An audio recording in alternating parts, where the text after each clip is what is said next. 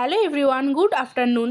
অনেক বছর পর আজকে আমি গিয়েছিলাম আমার ছোটোবেলার প্রাইমারি স্কুলে। এত বছর পর নিজের স্কুলে যাওয়ার কারণ হচ্ছে আমি আজকে গিয়েছিলাম আমার বৌদির মেয়েকে আনতে। স্কুলের ভেতরে ঢুকে মানে দেখছিলাম যে আমি এই জায়গাটা বসে টিফিন খেতাম, এটা আমার ক্লাসরুম, এখানে খেলা করতাম, এগুলো মনে পড়ে যাচ্ছিল জায়গাগুলো দেখে। তো স্কুলে তো এখন অনেকটাই চেঞ্জ হয়ে গেছে, এখন অনেক ক্লাসরুম বাড়ানো হয়েছে। তারপর আমি আমার নিজের ক্লাস টিচারকে দেখতে পাই আর ম্যামের সাথে গিয়ে কথা বলি। ম্যাম আমার নামটা বলতে পারেনি, বাট আমার টাইটেলটা বলতে পেরেছে, তোমার টাইটেল এটা না।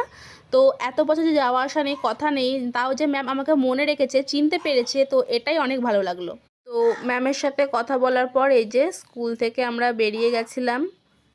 আর এখানে ও বলছিল যে চলো পিসি আইসক্রিম নেব, তাই আমরা আইসক্রিম নেওয়ার জন্য এই দোকানটায় এসেছিলাম। আর ও এই যে আইসক্রিম দেখছে, তো আইসক্রিম দেখার পর ও বলছে যে না আইসক্রিম নেব না, চকলেট নেব। তারপর বলছে যে না আইসক্রিম নেব, মানে ও আইসক্রিম নেবে না চকলেট নেবে বুঝতে পারছিল না। তারপর বলছে যে না আমি চকলেটই নেব, কিন্তু কি চকলেট নেবে ও বুঝতে পারছে না, তাই দোকানে পুরো বসে পড়েছে। বলছে আমি বসে বসে ভাবছি আমি কি চকলেট নেব, তাই জন্য এখানে একটু হাসাহাসি করছিলাম। তো অনেক ভাবার পর আমাদের কেনাকাটা হয়ে গেছে। আর এই যে ও কিনেছিল এই কিটক্যাটটা, আর আমি কিনেছিলাম এই পাঞ্জাবি কুলফিটা। দেন আমরা টোটো ধরে চলে আসছিলাম বাড়ি।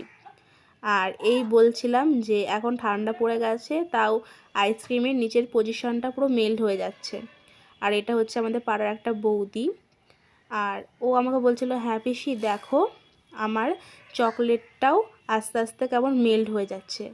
তো আমরা এই গল্পগুলো করতে করতে চলে এসেছিলাম বাড়ি। আর বাড়ি এসে ফ্রেশ হয়ে ওকে ভাত খাইয়ে দিচ্ছিলাম, কারণ ও 4টের সময় আবার পড়তে যাবে। তো আমি ওকে ভাত খাইয়ে দিই। আর আমার ভিডিওটা কেমন লাগলো বলো। Tata bye.